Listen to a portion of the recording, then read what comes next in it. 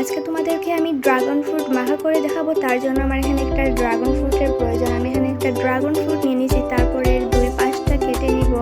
কেটে নেওয়ার পর 4-5টা কেটে নিব। দেখো এখানে আমি কি একটা অবস্থা করে ফেলছি, ড্রাগন ফ্রুটেরটাকে ডিজাইন করে কাটতে গিয়ে কি একটা অবস্থা হয়ে গেল। আচ্ছা যাই হোক, তারপরে কুসাটা আমি ভালো করে ছিলিয়ে নিতেছি।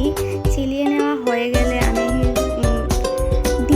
তোমরা তোমাদের ডিজাইন মতো কেটে নিবা। আমি এখানে আমার পছন্দ মতো কেটে নিতেছি। তারপর এখানে আমি একটা বাটি নিছি।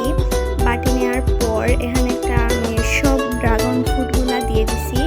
দিয়ে দেওয়ার পর এখানে আমি বিভিন্ন ধরনের যেমন পুদিনা পাতা, কাঁচামরিচ আর ধনিয়া পাতা অ্যাড করছি। তারপর এখানে আমি 1 চামচ লবণ, 1 চামচ না একটু কম লবণ ব্যবহার করছি, 1 চামচ চিনি এবং কাসুন্দি ব্যবহার করেছি। তোমরা যে কোনো কিছু ব্যবহার করতে পারো। কাসুন্দি ব্যবহার করার ফলে অনেক মজা হবে। তোমরা একদিন ট্রাই করে দেখো, তারপর আমাকে জানাবা কেমন হয়েছে। এগুলো আমি মিক্স করে ফেলছি। মিক্স করে ফেলার পর এখন আমি একটা ট্রাই করছি। সিরিয়াসলি ভাই অনেক মজা হয়েছে।